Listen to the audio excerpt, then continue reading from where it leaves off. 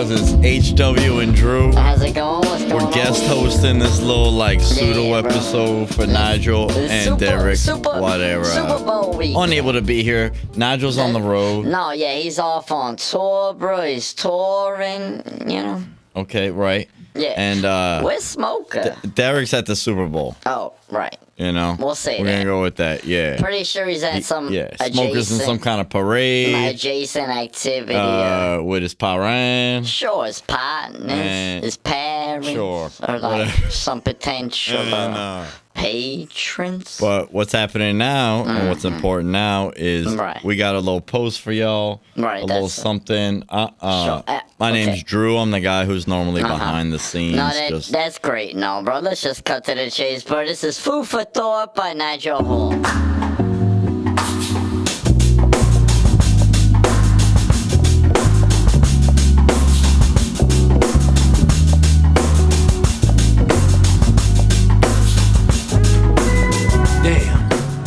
I'm upset, but I'm absolutely not surprised. I mean, this is a feeling that I've been feeling since 1992. And it looks like, at least for the rest of this year anyway, one more fucking game, I'm gonna keep on feeling it. Washingtonians have had to deal with some rough shit in terms of sports. And I know some of y'all are like, wait, I thought New Orleans was your city. Yes, it is, but we'll get back to that. The Washington Bullets, now the Wizards, haven't won a championship since 1978. They won 28 playoff series, they won 4 conference titles and 8 division titles. But one thing that I can say is that at least we had Jordan. It might have been old Jordan, but he was still dropping 40 points on him. And it also might not have been the 96 Bulls, but I'm really proud and grateful to have had the greatest basketball player of all time, which is not up for debate. Now, the Baltimore Orioles is a baseball team that I rooted for because we didn't have the Nationals when I was younger. They didn't come back to DC until 2005. But even the Nationals pulled out a World Series win in 2019. Now, the Washington Capitals won a Stanley Cup in 2018, though I don't think I'm the most qualified to talk about hockey. I don't know too much about it. Now, I'm not saying that all black people don't watch hockey, but I'm saying that this one don't. Now, let's get to the real nitty-gritty of this shit. The Washington Commanders have recently just achieved the enormous task of getting to the NFC Championship for the first time in 33 years. God damn. Now, if you really want to put that into perspective, that was 1992, and I was 11 years old. And back then, we called them the Redskins. When I was a kid, I was very much into football, and I got to witness the Redskins win 2 Super Bowls. Super Bowl 22, where we got to witness Doug Williams, the first black quarterback to ever win a Super Bowl and be MVP.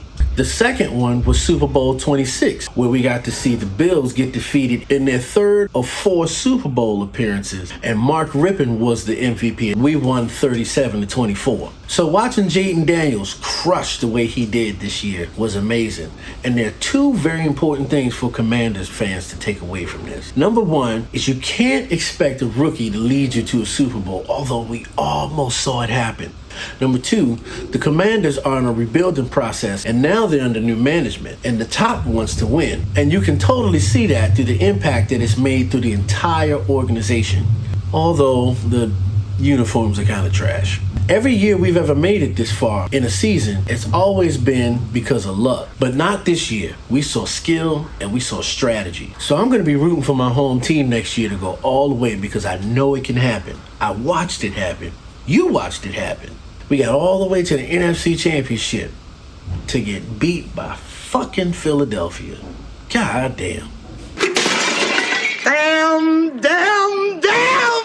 I think I make it pretty clear that I have a tremendous respect for Philadelphia. Always have, and I always will. Philadelphia holds a very, very special place in my heart. There's absolutely nothing, and I mean nothing, like an Angelo's cheesesteak. Or a really good one, for that matter, but specifically Angelo's. You know how much I'm inspired by the music scene in Philadelphia. People like MFSB, TSOP, Kenny Gamble and Leon Huff, Frankie Beverly, DJ Jazzy Jeff, The Roots, Stanley Clarke, and a whole list of other people are musicians that I've been influenced by. And most of them come from Philadelphia. It's just a vibe.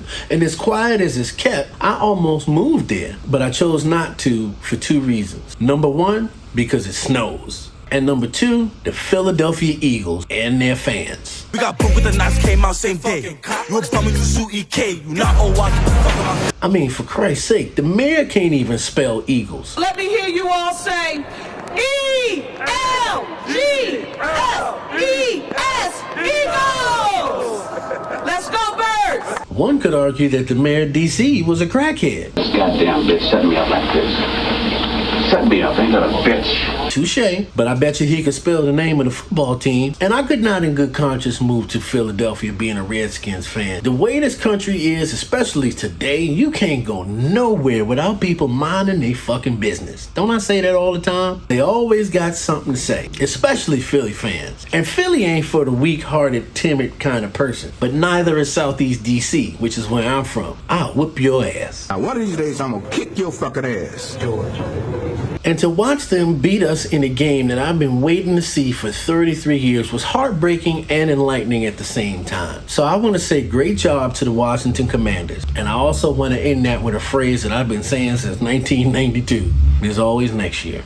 I mentioned before that I have brothers and sisters, and they're Chiefs fans because they live in Kansas City. We don't want to be! We don't want to be! I bet they've been having a lot of fun these past few years, so here's my pick for the Super Bowl. Since my family live in Kansas City, I'm rooting for Kansas City. Don't play with us! Don't play with us! Normally, if my team isn't in the Super Bowl, I always root for the underdog, which in this case is the Eagles, who I'm absolutely refusing to root for in this particular instance. I did root for them one time in the Super Bowl, and that was the one that they won their first one. So they finally win one, and then they think they have the right to talk in a championship conversation because they want to start acting like the fucking Patriots. See what I'm saying? Typically, when I watch a Super Bowl, I want to see something that I've never seen before. And in this case, the Chiefs have an opportunity to win 3 Super Bowls in a row. That's never been done. But the interesting thing about Philadelphia is that if there was one team to beat them, it would be this particular team the Eagles have this year, if they don't choke, which is what they're more famous for than winning championships. At the end of the day, the best team will win. And I'm glad that the Super Bowl is being held in New Orleans. It's going to bring in a lot of money and add to the economy. And that's something that New Orleans really needs right now. And I'm happy that we have the opportunity to build that economy with the Super Bowl returning back to town. Now, my message to Philly fans is this. Don't come down there fucking up, because we know how y'all like to get, win or lose. Watch yourself and remember where you at. I mentioned in episode 4, when I met my wife and we started dating, one of the first dates I took her to was Super Bowl 47, which was the last time that it was in New Orleans. It's the infamous Super Bowl where the lights went out after Beyonce's halftime show. The Ravens were in the Super Bowl and they played the San Francisco 49ers and won 28-6. And I remember calling James Casey from there. We had kind of a celebration on the phone because that's who I was rooting for, and he was the biggest Ravens fan that I knew then. And it's the closest that the DMV would get to a Super Bowl win since 1992. I really miss that dude, man. I have a connection with a lot of cities, and I love colors, specifically team colors, which is why you always would see me normally in a jersey. I'll always root for the underdog. I'm always going to root for my home teams, and I will always root for a team that has a city that I connect with. I will never root for the Dallas Cowboys. I hope they burn in hell. I think as a football fan, I think we all have an equal hatred for the Dallas Cowboys. But one thing I never really understood was how in the hell were there more Cowboys fans in DC than Redskins fans? I never got that. Treason. Nevertheless, my hatred toward the Eagles isn't that bad. It's the equivalent of the NFC South. For Saints fans, their division is the Tampa Bay Buccaneers, the Carolina Panthers, and the Atlanta Falcons. The Falcons to the Saints are the Cowboys to the Commanders. Again, I reiterate, you will never see me in a Cowboys jersey. I hope they burn in hell. And if I'm ever caught with a Falcons jersey on, even though they're kind of dope, I shouldn't even said that. The Bucs, I think, are the biggest equivalent to the Philadelphia Eagles in the South Division, because the Panthers ain't shit. So in closing, I want to say that this has been a very exciting season of football, to say the least. And as I stated before, and this applies to all of the teams that I root for, there's always next year. But hey, at least we ain't the Knicks.